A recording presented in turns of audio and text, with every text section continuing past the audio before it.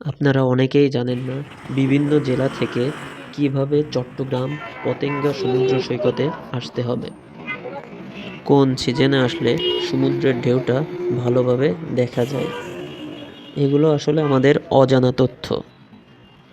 আমার আজকের এই ভিডিওতে আমি আপনাদেরকে জানাবো বিভিন্ন জেলা থেকে কিভাবে চট্টগ্রাম সমুদ্র সৈকতে আসবেন এবং কোন সিজনে আসলে সমুদ্রের ঢেউটা ভালোভাবে দেখতে পাবেন। যে কোনো জেলা থেকে আসলে বাস প্রথমে আপনাকে একে খান অথবা অলংকার নামিয়ে দিবে। সেখান থেকে সরাসরি সিএনজি নিয়ে অথবা লোকাল বাসে পতেঙ্গা চলে আসতে পারবেন। আপনাদের সামনে যে ভিডিওটি দিয়েছি এটা শীত মৌসুমে। এই সময় সমুদ্রে তেমন কোনো ঢেউ থাকে না, সমুদ্র নীরব এবং শান্ত থাকে। তারপরেও সমুদ্রে দেখতে কার না ভালো লাগে। টিপ দিয়ে যাবি চাঁদ মামা।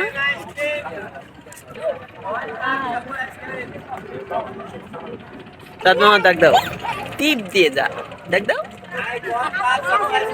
বাবু, টিপ দিয়ে যাবে চাঁদ মামা,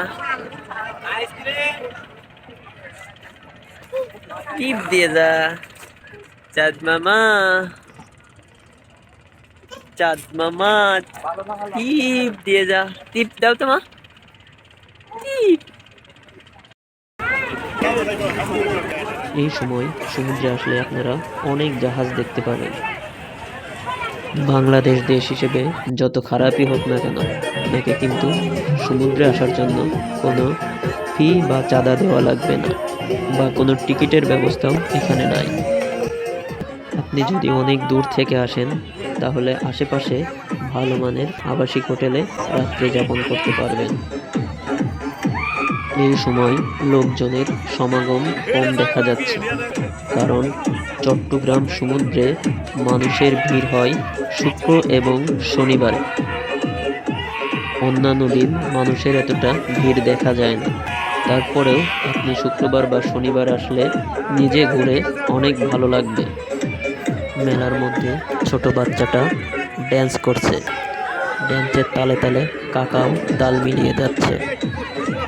ছোট বাচ্চাটা কিন্তু ভালো পারফরমেন্স করতেছে, সেই সাথে চাচার পারফরমেন্সটাও না বলার অপেক্ষা রাখে না।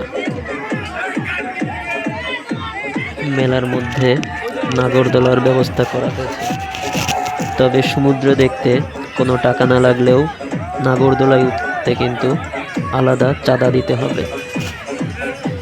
এখানে নাগরদোলায় উঠতে জন প্রতি এক একজনের 70 টাকা করে চাঁদা দিতে হবে।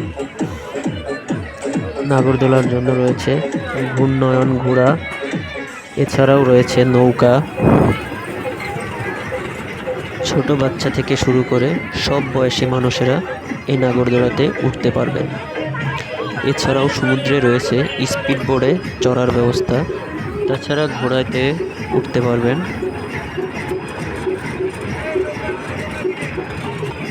আপনারা যদি সমুদ্রটা ভালোভাবে দেখতে চান তাহলে বিকালের দিকে আসতে হবে এবং রাত 10টা পর্যন্ত থেকে যেতে হবে, তাহলে সমুদ্রের সব কিছু দেখে যেতে পারবেন। ধন্যবাদ।